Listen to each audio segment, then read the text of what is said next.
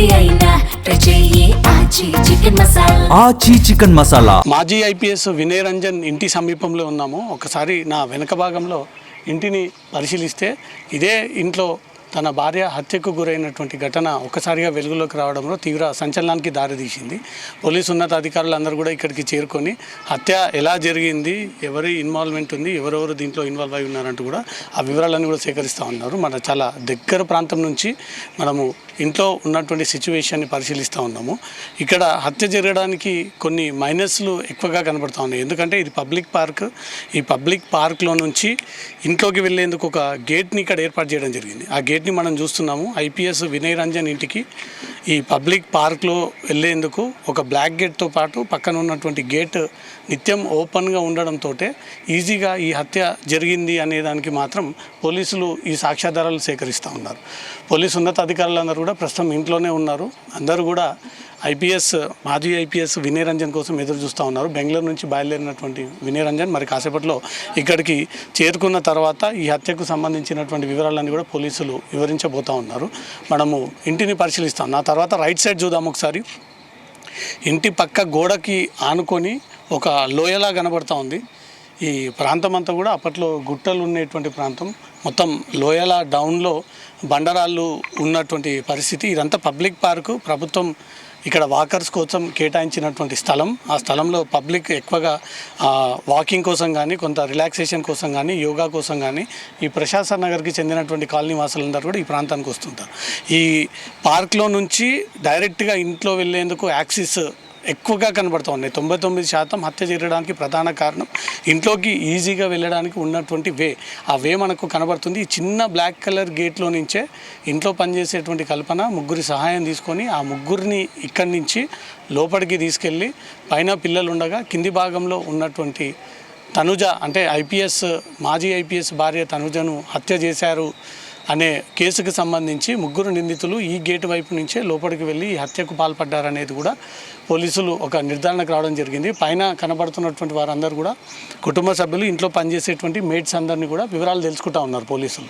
Clues team అంతా కూడా ఇక్కడికి చేరుకుంది. ఆ క్లూస్ అంతా కూడా సేకరిస్తూ ఉన్నారు.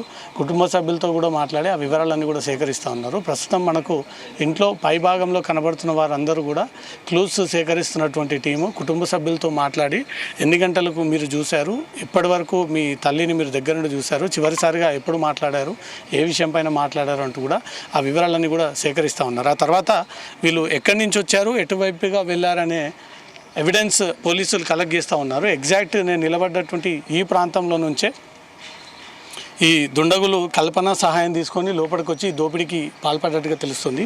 మొత్తం ఒకసారి బ్యాగ్ పరిశీలిస్తే ఈ ఇంటికి అత్యంత దగ్గర సమీపంలో ఈ పార్క్ ఉండడము, ఈ పార్క్లో ఇవన్నీ అంటే క్లూస్ నెంబర్ 6 వాళ్ళు ఉపయోగించినటువంటి క్యాప్ కింద పోలీసులు దీన్ని క్లూ నెంబర్ 6 కింద భావిస్తూ ఉన్నారు. దుండగులు ఉపయోగించి ఆ క్యాప్కి రక్తపు మరకలు కూడా ఉన్నాయి. ఆ రక్తపు మరకలు ఈ హత్యకు వీళ్ళు ఉపయోగించి అనంతరం ఇక్కడ పడి వెళ్ళిపోయినట్టుగా కూడా క్లూ నెంబర్ 6 కింద క్లూస్ టీమ్ ఆ వివరాలన్నీ సేకరిస్తూ ఇక్కడ క్లూ నెంబర్ 6 కింద ఆ క్యాప్ని పడేసి తిరిగి దుండగులు ఇటువైపుగా పారిపోయారు అనేది పోలీసుల అనుమానాలు. ఈ రూటు ద్వారానే వీరు హత్య చేసి అనంతరం ఈ రూటు ద్వారానే తిరిగి పారిపోయారు అనేది పోలీసులు ఒక ప్రాథమిక అంచనాకు వచ్చారు.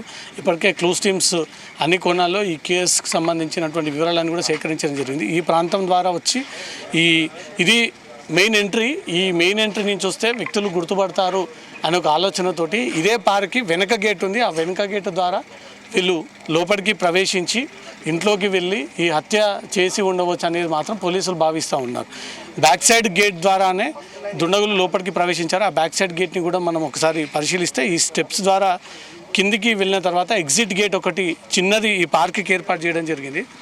ఆ చిన్న గేట్ ద్వారా కల్పన సహాయకులు ఎవరైతే ముగ్గురు ఉన్నారో వాళ్ళందరూ కూడా కల్పన ఇచ్చినటువంటి డైరెక్షన్తో వీరందరూ కూడా లోపలికి వచ్చి మేడం ఎక్కడ ఉన్నారో అది చూసుకొని తనుజ ఐపీఎస్ భార్య ఎక్కడుంది, ఏ ప్రాంతంలో ఉందని అదంతా కూడా చూసుకొని ప్లాన్ ప్రకారంగా ఎవరు ఉండరు, ఇంట్లో పిల్లలు పైన ఉంటారు, ఐపీఎస్ భార్య మాత్రమే కింద ఉంటుంది అని ముందుగానే ఆ సమాచారం తెలుసుకొని వీరు వచ్చి ఈ హత్యకు పాల్పడ్డారు.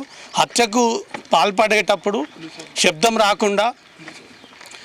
రాకుండా గుడ్డలు పెట్టి పూర్తిగా చేసి ఈ హత్య చేశారు. ఇది క్లూజ్ నెంబర్ 7 కింద వీళ్ళు భావిస్తూ ఉన్నారు.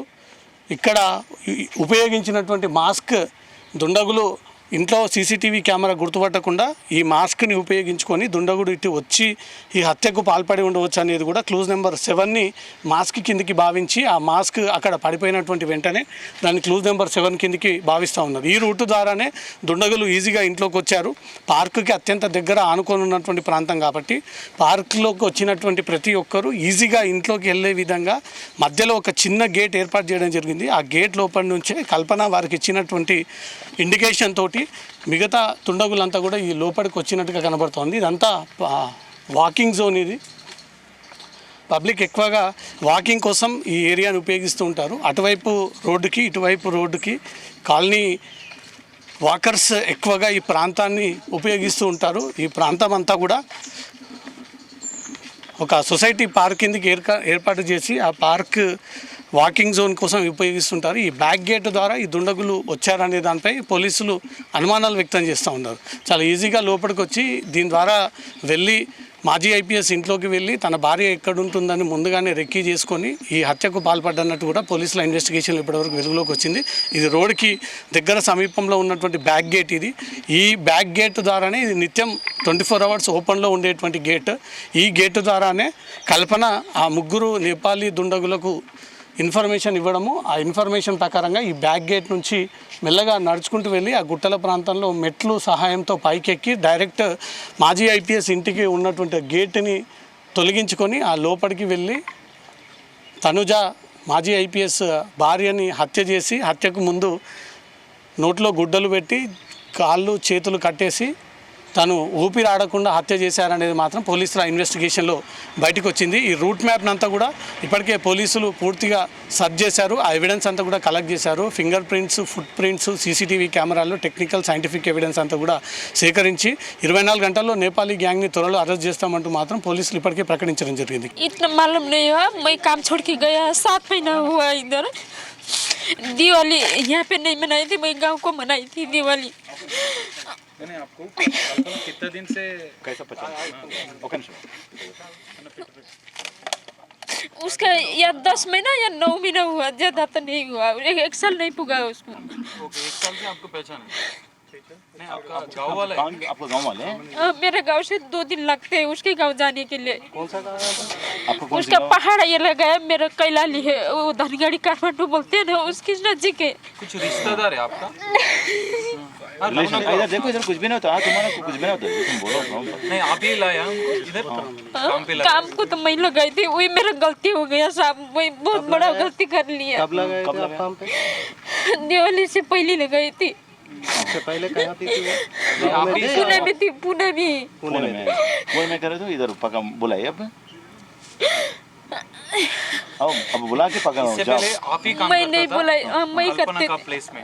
मैं करती थी इधर का 1.5 साल तक इधर काम करिए। दिवाली में साहब से बोली, पापा लोग साहब के 2 बेटे हैं, उनसे बोली उनको मेरा काम बहुत पसंद है। फिर पापा लोग बोले गांव को मत जा बोले थे, मैडम भी बोले थे। मैं बोले मेरा बच्चा है, मैं देखने को जा रही हूँ, 3 साल हो गया मैं गाँव को नहीं गई। वो बोल के कैमरा पर्सन तेजा तो रवि तेजा, जी न्यूज़, हैदराबाद।